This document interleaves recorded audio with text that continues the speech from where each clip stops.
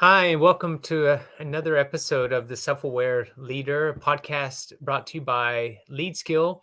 And today we're going to be talking about self-awareness and leaders. So this is episode 4 in our series, and we're just getting started. We got a lot that we want to talk about in today's show, but also in the series overall. So if you're watching this live, thanks for joining us. If you're catching this on replay, thanks for stopping by, and hope you get some really good insights from this particular episode. We've talked in the past about self-awareness, especially last episode, self-awareness as a idea, as a concept. And today we're going to trace it back. And the idea is, where does this come from? Do we have any clues as we look back in history about self-awareness, about leaders, and whether this is even like a thing, or is this a pretty recent modern phenomenon? So we're going to look into that a little bit more. I'm joined today by Angela, who is going to be the interviewer, and I'm Ron Altmans. We both work with Lead Skill, and we come from different perspectives. And so besides being male, female, we also come from different perspectives. Angela was born and raised in the East, in Southeast Asia. I grew up in the West and am part of this culture. But together, we have learned a lot about how to make an effective team, how to learn from other perspectives. And that's one of the things that we want to feature in this podcast and even this episode of the Self-Aware Leader. So, Angela, welcome. Thanks for Yeah, joining. yeah, we are learning to how to be an effective team, aren't we? Yeah. Nearing our 30th years of marriage soon next year. Yeah. Yes, we're an effective team, learning still. Yes. So today's topic is on Xenophon. First of all, the word Xenophon, I'm Chinese, so definitely names mean a lot of things to me. So it means foreign voice. That's what I understand. So tell me something about Xenophon. Place him in the timeline, history timeline for me. Yeah. So, maybe to put some context on this, when I mentioned just now about we want to look at self-awareness and leaders, the question came up for me like, I'm familiar, for example, that emotional intelligence, just use that as a concept, the term wasn't coined until someone used it in the 1980s in their thesis. And then it became popular, or at least entered, more mainstream conversation in the 90s. And so that terminology, emotional intelligence, of which one of the key components is self-awareness, is a pretty recent phenomenon. To have a name for it. But emotional intelligence as a practice is something that goes back, centuries and centuries. We can see that people in the long ago past had an emotional intelligence. I mean, like in rhetoric, the Greeks said, well, you have to have words, logos, but you also have to have, pathos. You have to have like a passion and emotion. You have to be able to sway your audience. And so emotional intelligence as a working sort of category has a much longer history than the word itself. So I was looking at self-awareness. So where does this come from? And I went back to the Greeks, and it's interesting because I found a particular author who gave me some insights into this that wasn't just, very abstract and philosophical. Many of the Greeks are that, from what we have, preserved. And then I found this interesting connection that Peter Drucker, the kind of the father of modern management, at least, in the Western world, was asked, especially early on in his writing career, why he didn't write a book on leadership. This is like in the late 1970s. And he said, well, the greatest book on leadership has already been written, and it's an ancient text, and I don't think anyone's done better on it. And he was actually referring to Xenophon, this Greek author. And there's 2 books that, among several that he wrote, but 2 that I think Drucker had in mind. One called the Anabasis, the March Up Country, and the other one was Cyropedia, which is the education of Cyrus, meaning Cyrus the Great. Now, Drucker went on to write a book on leadership before he died, but that original insight that he shared really I found intriguing, and I know other leadership experts, at least a few, a small tribe, went digging in the archives and looking up who is this Xenophon and what can we learn from him. So, yeah, that's someone that I wanted to look at today, so that we can understand a little bit more. So I'm just curious. I want to do a little test here. Before I said anything, had you ever heard of Xenophon in your life? No, never. And so to backtrack a little bit more, tell me, why is it that just because Drucker said so, you want to read him? So obviously Drucker means something in the business field. So tell us a little bit, give us a little bit more context, please. Yeah, I don't think that Peter Drucker really needs a lot of introduction. If you've not heard of him, you've probably heard quotes by him. Things like, the primary purpose of a business is to gain a customer. He really situated that the purpose of a business is not to make money. He said that's just the consequence of doing business, but the purpose of a business is to serve a customer. And as the father of modern management, he has been widely influential in management studies and thinking about, how organizations work. How do we organize? He wrote the classic text on, about management. Excuse me. And so, like all of our modern MBA programs and some of the subjects that are studied in an MBA curriculum have been really shaped and inspired by a lot of Drucker's work.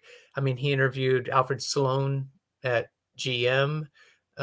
He looked into IBM, some of the great companies of the 20th century. He really went and interviewed the leaders directly and was hired as a consultant too, to work with people. And so he really tried to study and understand what made companies tick, what made them great, especially the ones who were leaders in the field.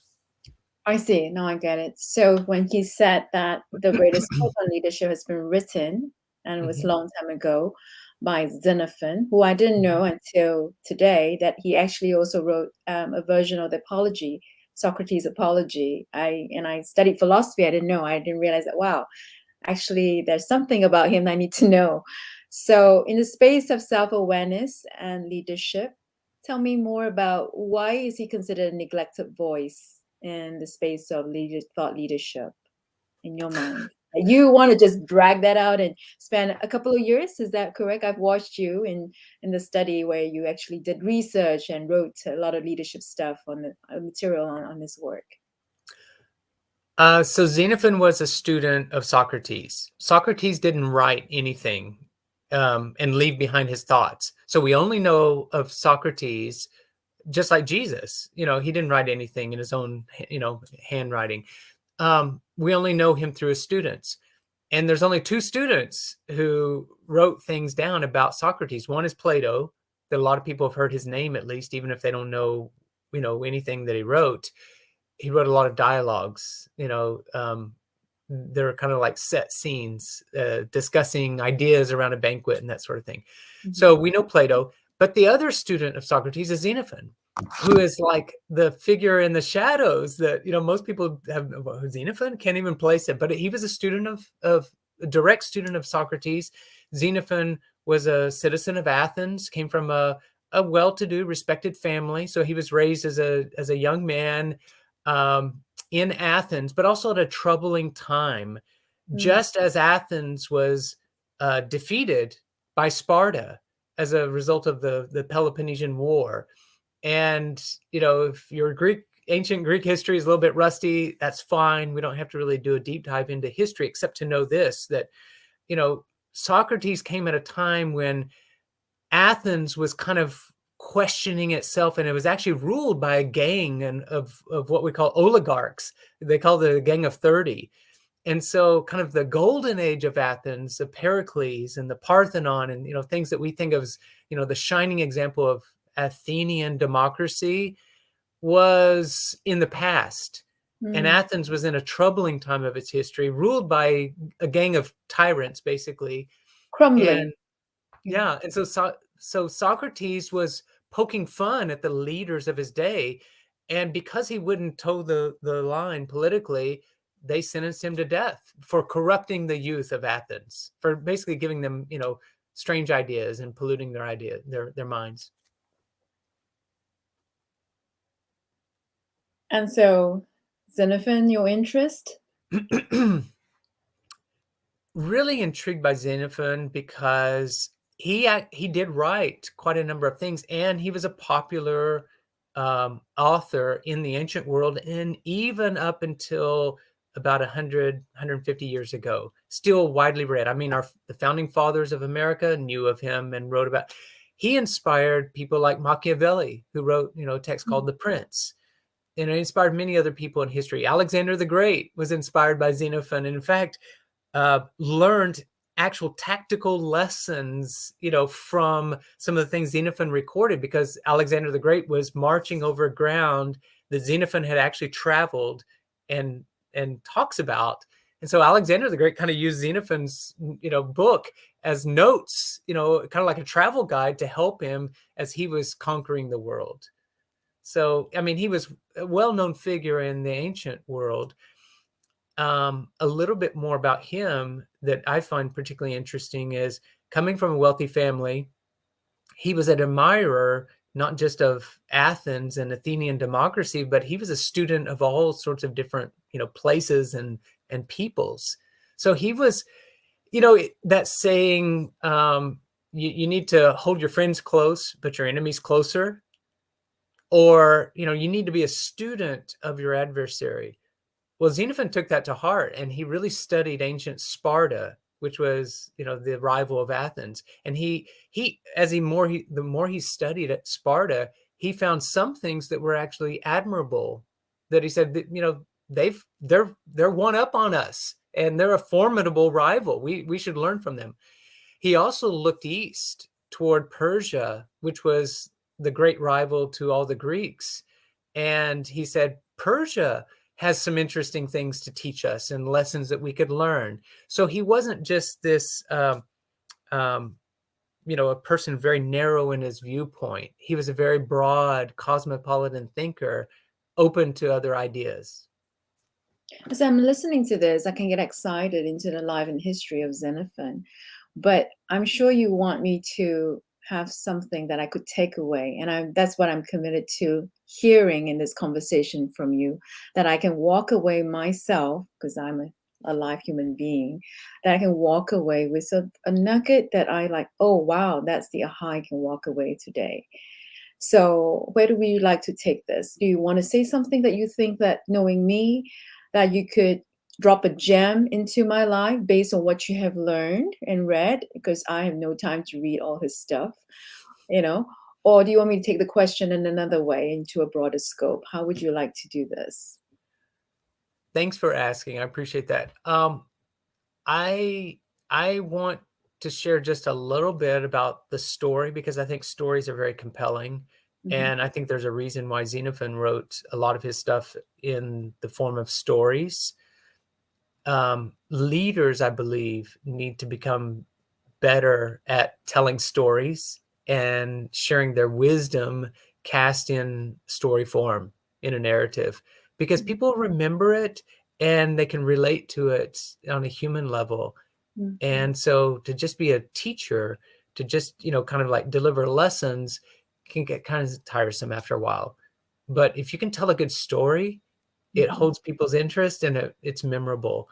And so I'd Was like to he? share a little bit more about Xenophon's story that he wrote about, particularly in his work called Anabasis, Mm. and talk about why this is, a leadership classic in disguise, because I doubt, many people are actually, hunting and looking through the pages of the Anabasis, looking for all the leadership gems that are there, but there's quite a few.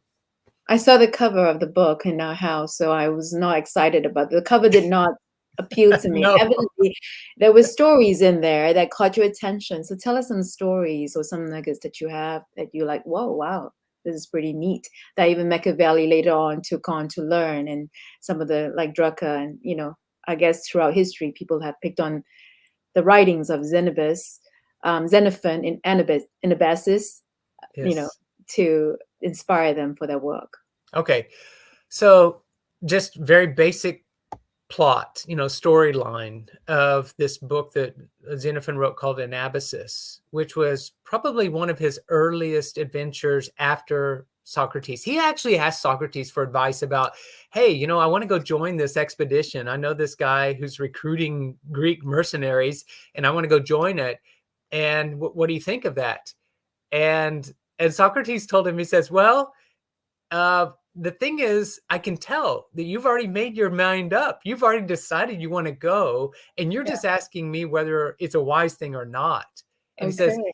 so you're asking the wrong question because the mind is already made up. But he says, but since you are asking me, I will tell you this, it's probably going to take you places that, that you don't want to go. And you're going to have more things going on, sorry, I've got something going on here. Give me just a second. A little interruption. Sure.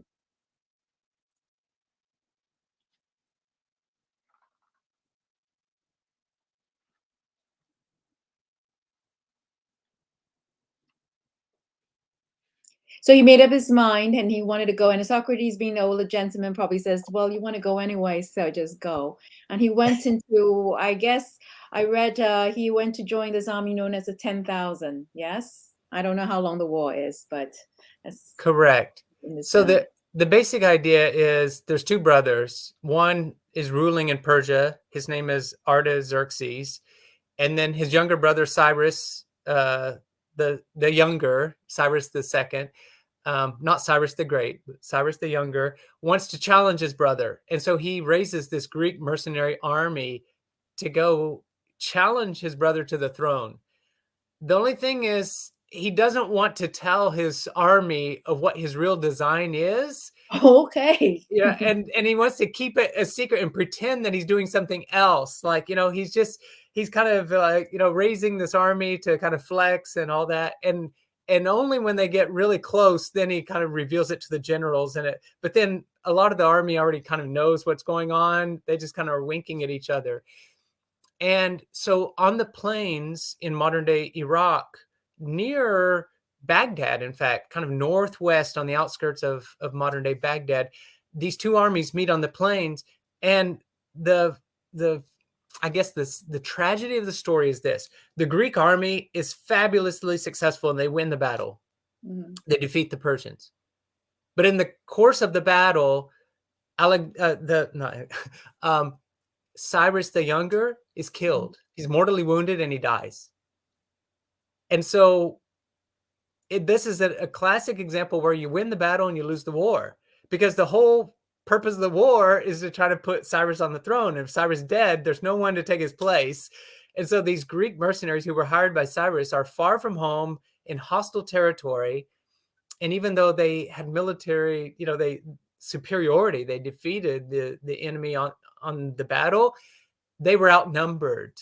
And Artaxerxes basically is like licking his chops and saying, I'm going to basically kill all these Greeks. It's just a matter of time. I'll encircle them and, take them out. And Xenophon is not one of the generals. He's one of I guess the closest equivalent would be he's like a journalist. He's along to document and to observe and watch this. And sure enough, the Greek generals do get killed. Artaxerxes invites them to a banquet, kills them all, thinking that if I get rid of all the leaders, then the soldiers will be pliable and I can control them. And what happens is Xenophon, among some of the others, get together and say, hey, wait a minute, we're in a bad situation, really dangerous. We need to organize ourselves and hightail it out of here. We need to march out of here. Only we can't go back the way we came, because all of Artaxerxes is no more surprise. He knows exactly. And so the route we came is filled with, all these enemies and these Persian allies who can go against us. So we need to march a different direction. So they went north into what they call barbarian territory, modern day Turkey, right up from, modern day Iraq to the Black Sea. And, once they reached the sea, there's the Greek colonies along the Black Sea coast, and they were expecting to find friendly, allies who could help them, get home. And they, in fact, do get home. And so it's about the long journey. It's like a 2-year journey, and how Xenophon goes from like a journalist observer to being a leader among this ragtag group that is leaderless, but it's still an army, and it's still, they have to fight for their lives in hostile territory.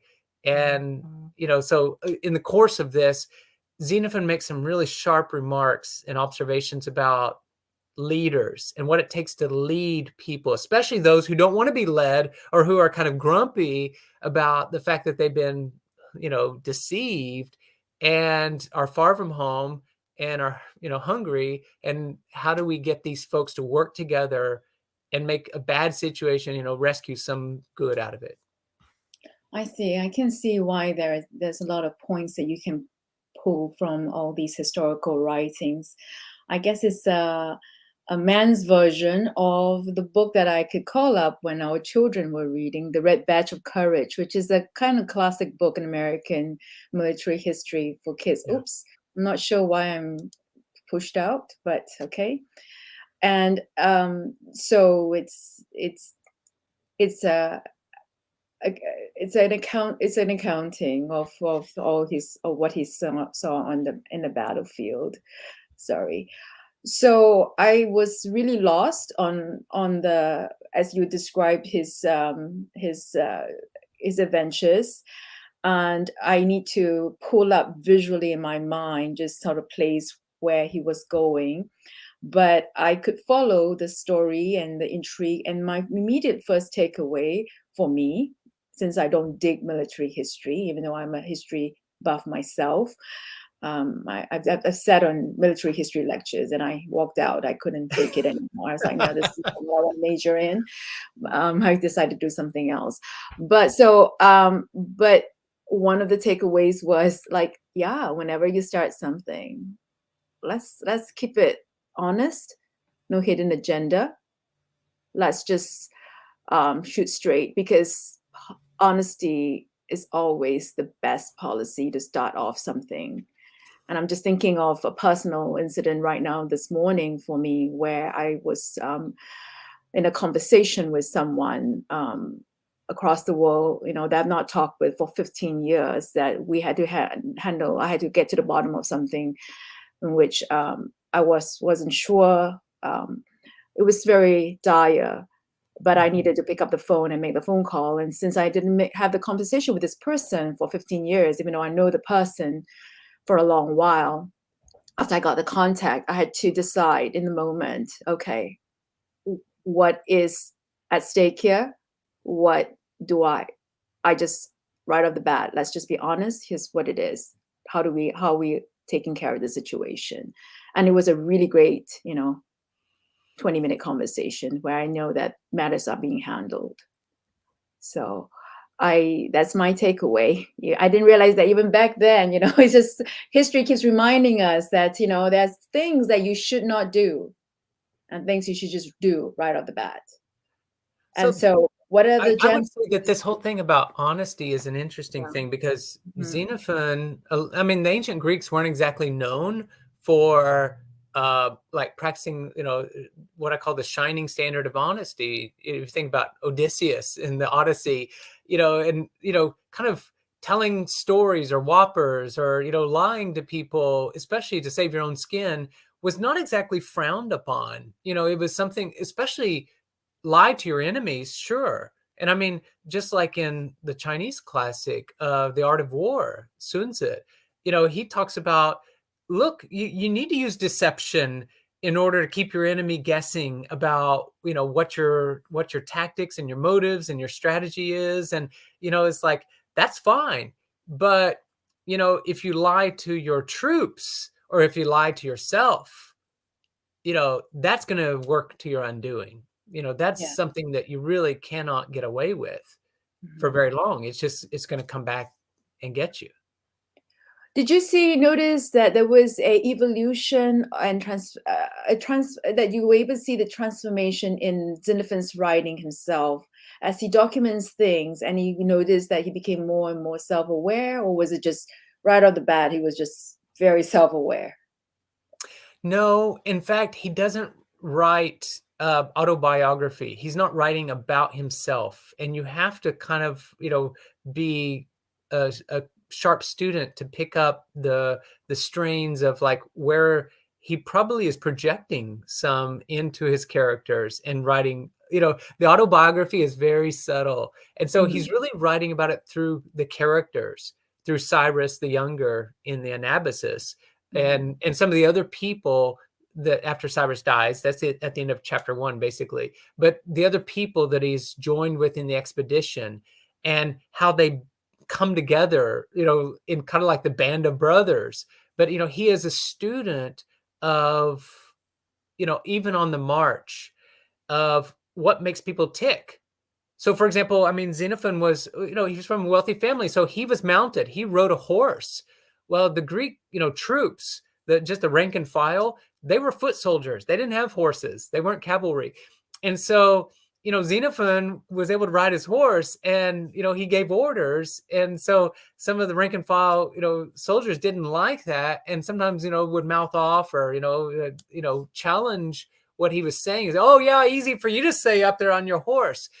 And, it's interesting at times like that. He got down off his horse and basically had, his armor bearer, like, here, you hold the reins and walk with my horse. But he jumps in line and just marches right alongside of the troops. And he was a good enough student. He realized that, okay, you know what? It's not enough to bark orders from the safety of, your mount up, literally above the troops.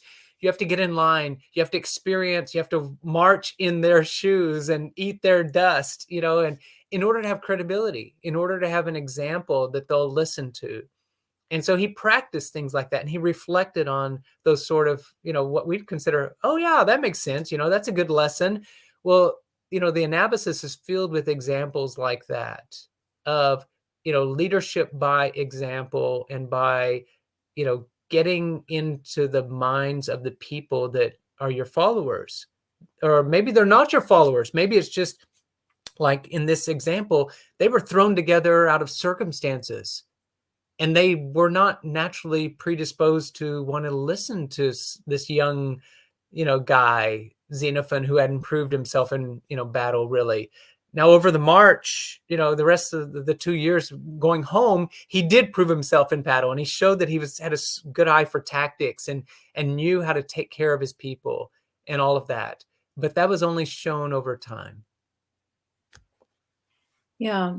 So when we read ancient classics like this, just like ancient Chinese classics or Zen writings, I notice that sometimes these one-liners or insights are things that you need to give pause to and reflect, because so much is packed into it, and you need the patience to really get into their world. So thanks for your willingness to read writings that probably many people would just pick up and say, what? Okay, move on.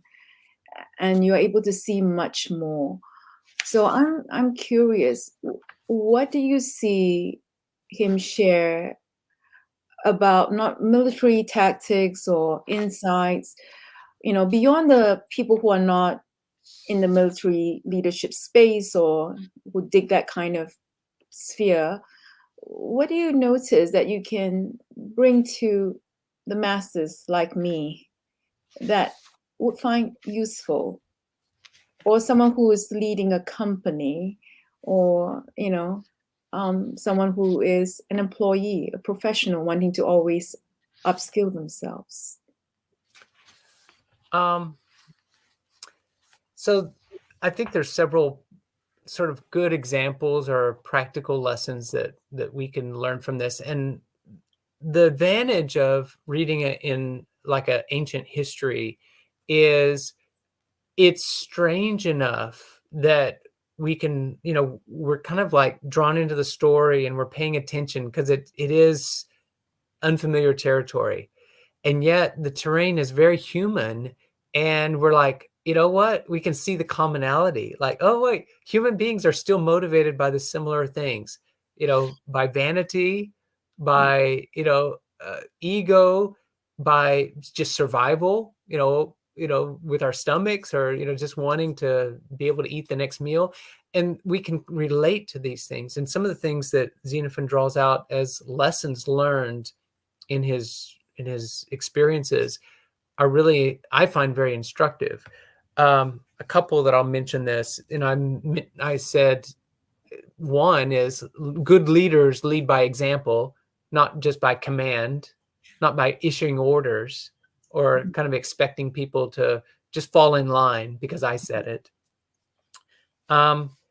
He also talks about how leadership is really,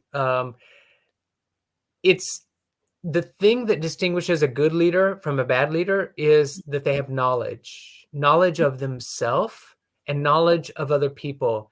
And they don't use that knowledge, for their personal gain, but they truly are looking out for the good of the whole community, the people Say, that they are charged with leading.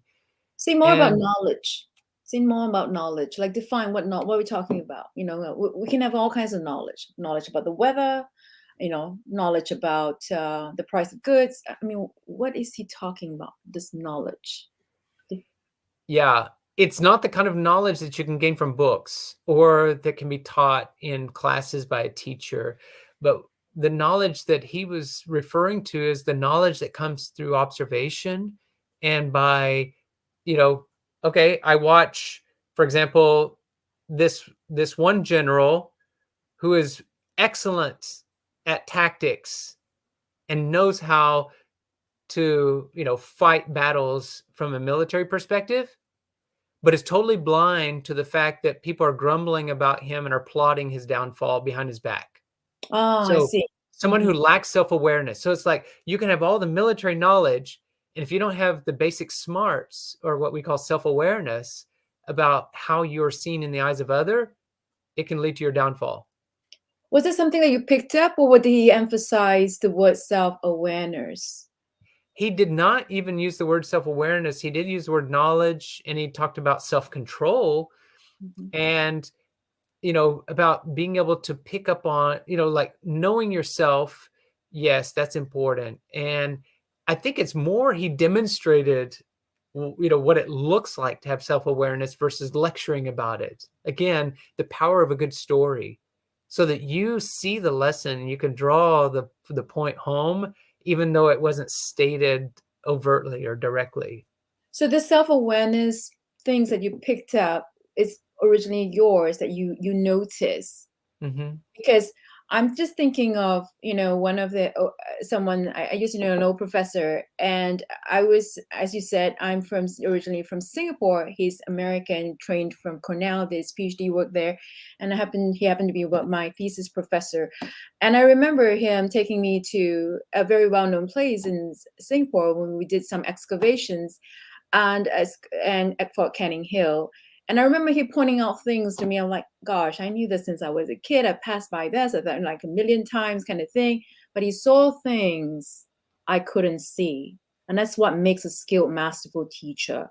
You help your students see things that's there all along. And then the moment they tell you, your world just expands and deepens. I'm not walking Fort Canning Hill the same way, ever again. Right. And now, so what did he help me see? You're a teacher at sharing, thought leadership and leadership thoughts because you read so widely. What is it that you notice that you can bring into and expand my awareness of his work? One of the lessons, the great takeaways that I saw was he emphasized that a good leader is always aiming for what he called willing obedience from the people that he leads or that she leads.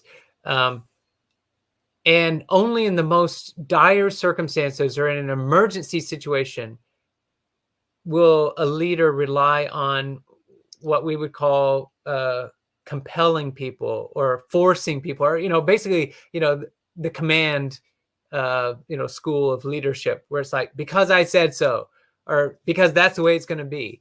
And that a good leader is always looking for how to get people to do things out of their own will, or even to think like if it's their own idea. A good leader plants the seeds of what needs to happen, and lets people grab hold of it, and they believe that it was their own idea to do Yeah. that. And a good But leader is yeah, aware and artful at a doing good, those sorts of things. not just a good leader, but a good teacher. Yeah.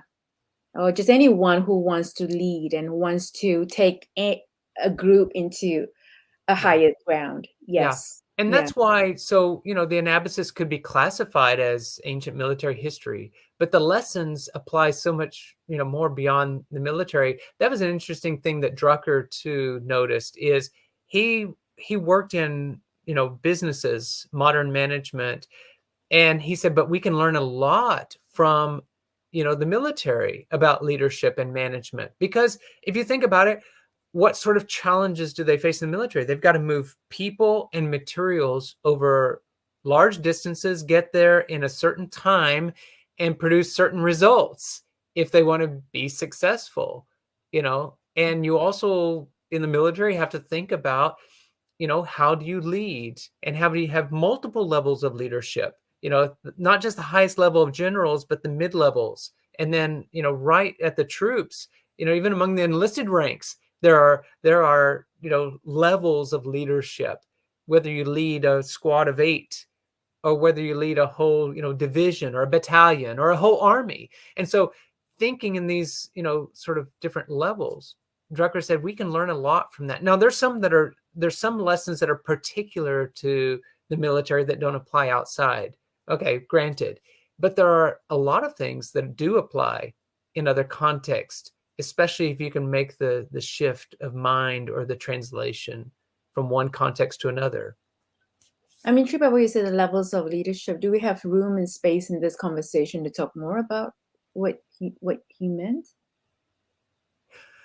So a lot of people, in my experience, and I'm included in this, have, kind of our early and initial ideas of leadership are very kind of hierarchical, and we think of leadership as a position, right? The leader is the one who is in a position of authority.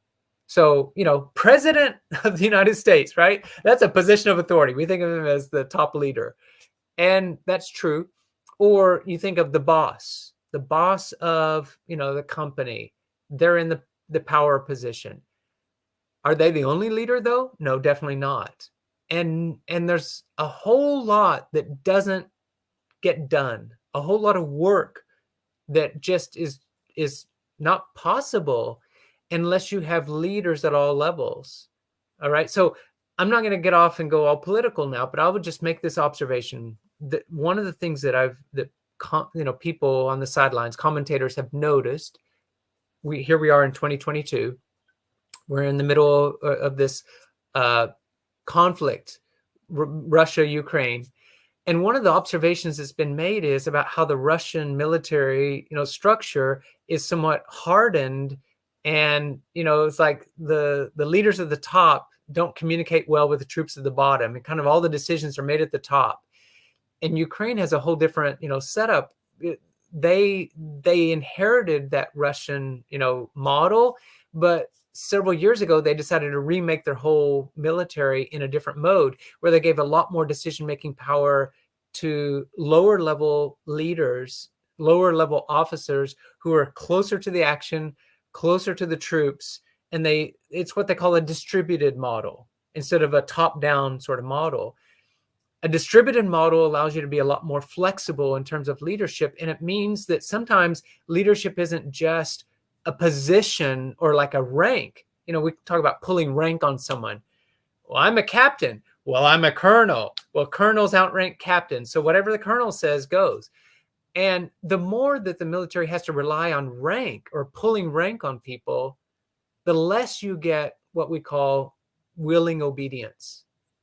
Same thing happens in organizations. I've seen this in corporations. The more that VPs have to pull rank on a manager or a supervisor or just an employee, what we call an individual contributor, the more that happens, the more you get resentment. And you have phenomenon like what we got going on today. They talk about quiet quitting. People don't quit their job. They just kind of pull back from their engagement with their job. They're not giving quite so much because they feel like, what's the point anyway? I mean, no one's listening to me. They don't value my contribution, or they just, are using me up. And, it's like, I'm killing myself in this job, and it's not really benefiting me. I'm not getting ahead. Other people are passed over for promotion. Other people get the raises and all that. So I've talked a lot about that, but the point is that leadership as a position, yes, there are positions, but leadership is much more a function. It's something that you do, and it's a role that you play independent of whatever your title is. And organizations that are very effective have a lot of those kind of leaders, functional leaders, and don't get so hung up about the positional, places of authority or leadership. That sort of leadership, the command control, that kind of style. I know that's not what you dig. Suppose someone, let's say works in a technology startup, 40 employees, or a woman boss who runs a couple of companies, and they already are fans of some of the ethos that you are expounding on. So, what are some of the things that you would like to share and take us further along in this leadership conversation? That's Using great. Xenophon's book. Yeah, great question. And that allows us to pivot to, let's talk about the practical stuff, right? I think one of the lessons that's very important, we can't overemphasize it, that I haven't heard, many other people talk about this, but like from Xenophon's work in Anabasis, it's so glaring to me. By the end of chapter 1, and it's 8-chapter work, right? By the end of chapter 1, Cyrus is dead. And so, just a second. Okay. By the end of chapter 1, Xenophon's dead. Cyrus is dead. And it's like this mercenary army is leaderless and really directionless, purposeless. They're very in a vulnerable position. There's a great lesson in that. One of the first jobs of every leader that they should be thinking about and working towards on a regular basis is looking for a replacement and training up a replacement. Mm.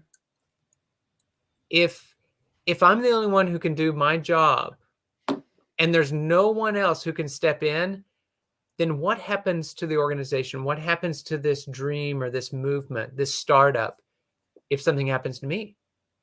I mean, it's happened.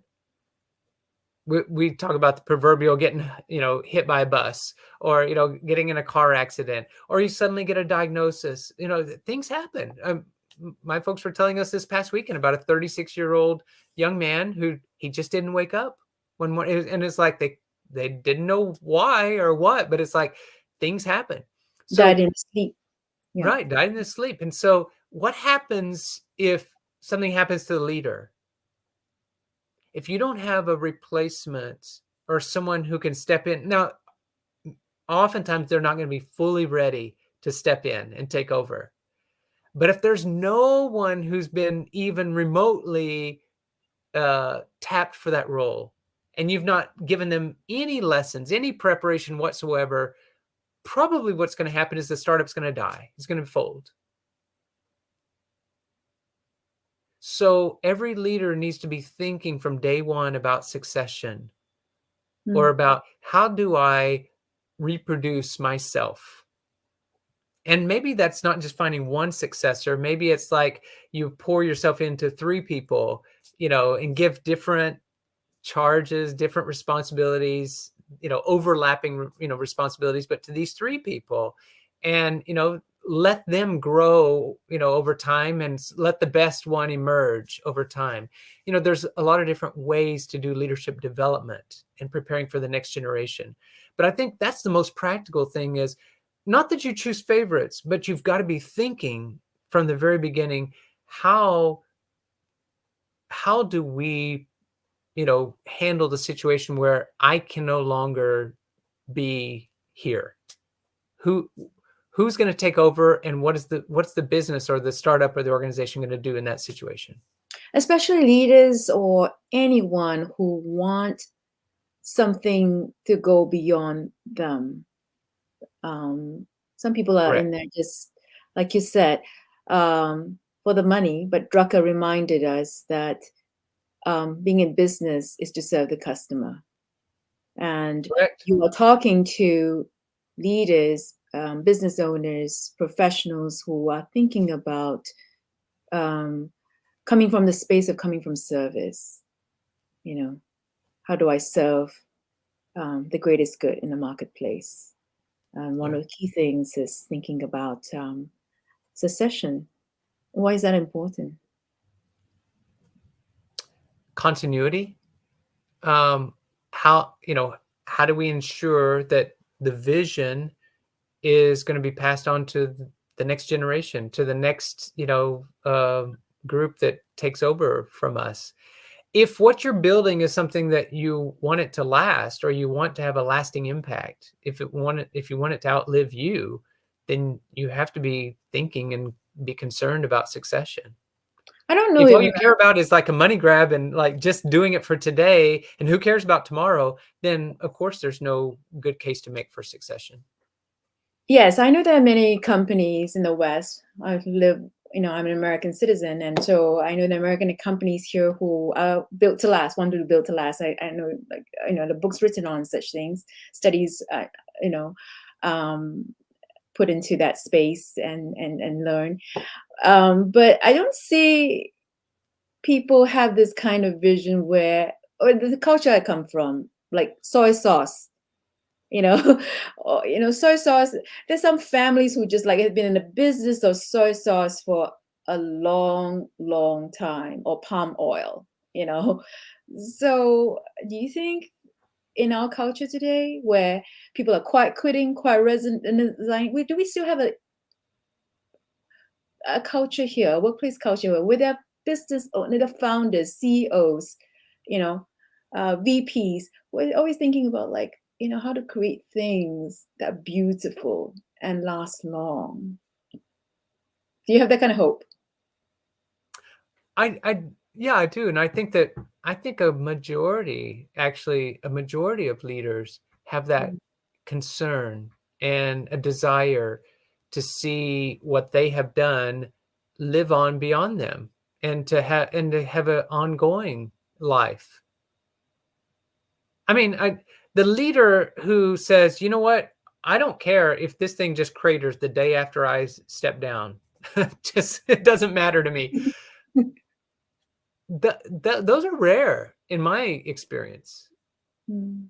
And I would even go further and say, I don't think they're a true leader. I think they're a quasi leader, or they don't truly have that long-term vision, or a stake Mm. in the business or in the game, about seeing what they're doing continue to help people, continue to serve customers, continue to, take care of the need that they are fulfilling today in the market. Are you still in the research phase of doing Xenophon's work? Is there a book coming out, or is there a further conversation that we can take this, with you, about Xenophon and self-awareness?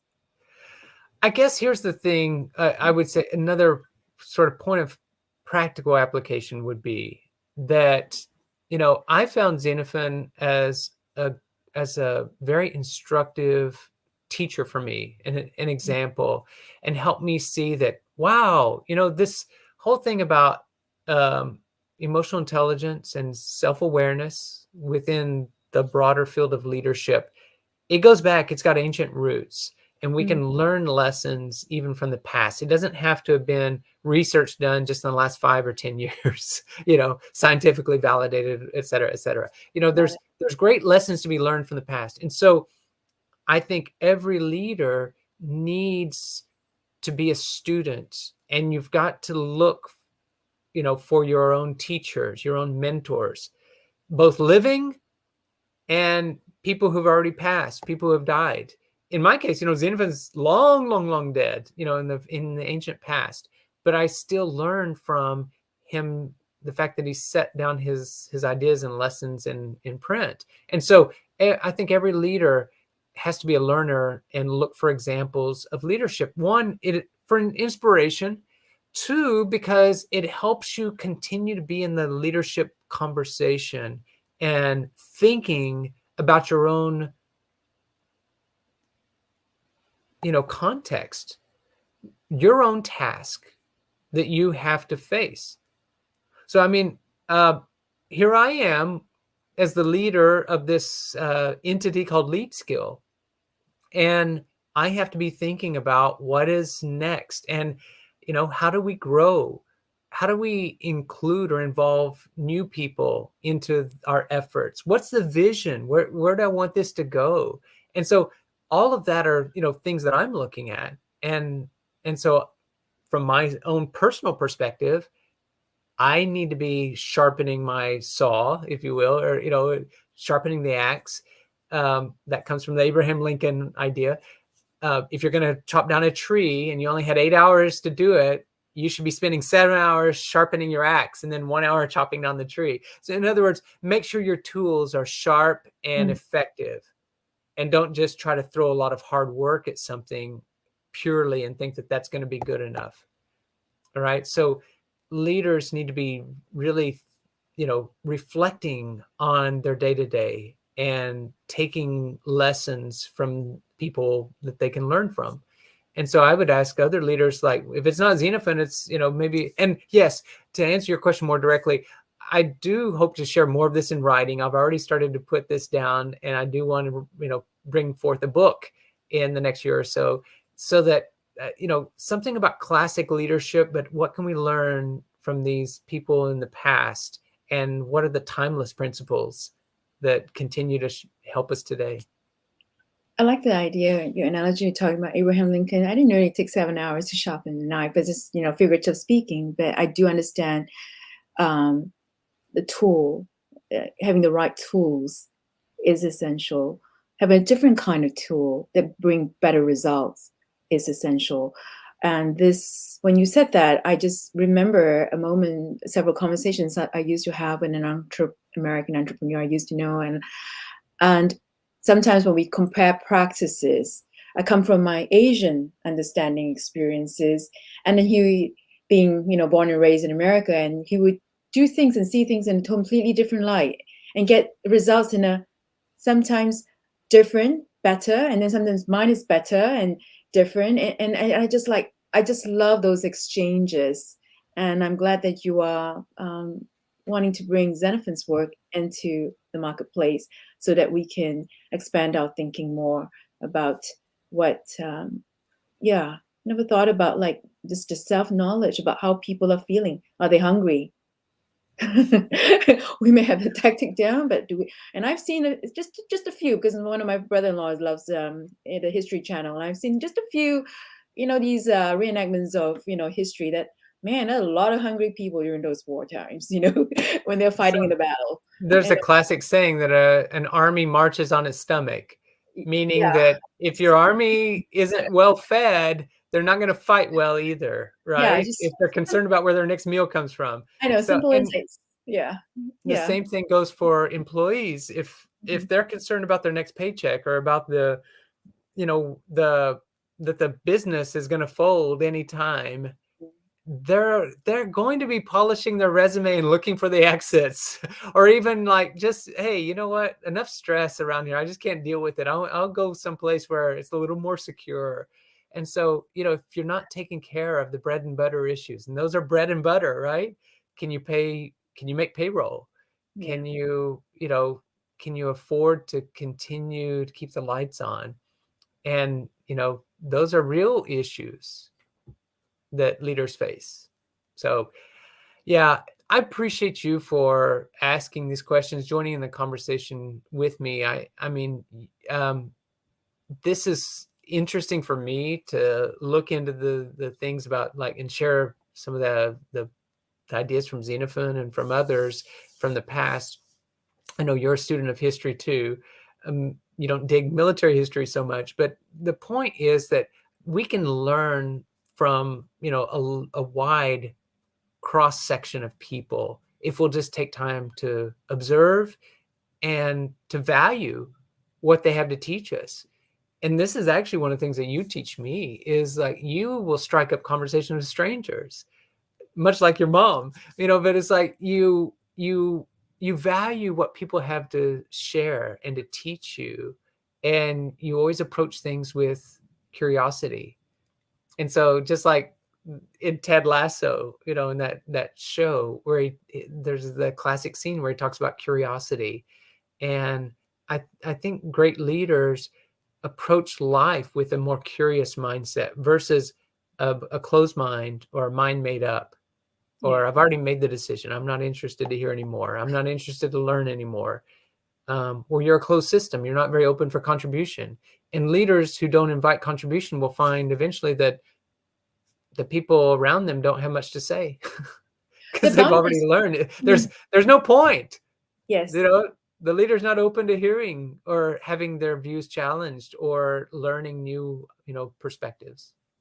Yeah, I see the time, and I want you to I know every podcast, live cast, whatever they do, they always have a few lines that they want to say to conclude. So land us, Ron. Okay. So yeah, this is our 4th episode. Thanks for joining us, especially if, catching this on replay. And I'm really glad that we can share some of these things.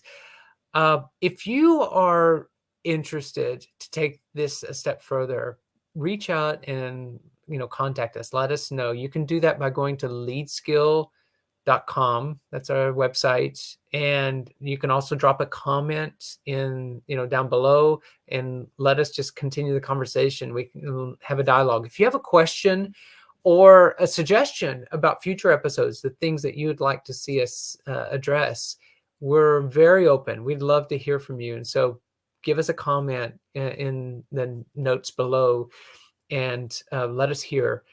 And so we're going to continue to look at self-awareness and leadership. We've talked about tools like the emotions wheel. We're going to talk about in the future how leaders can make use of assessment, self-assessment and getting feedback from others to help them gain self-awareness. So we're grateful for you as our listeners, viewers, and we invite you to come back and join us on our next episode. We do these live on Wednesdays about midday Central Time.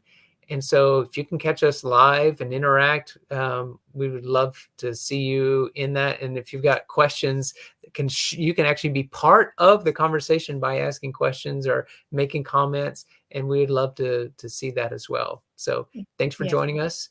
We'll catch you next time. Bye-bye.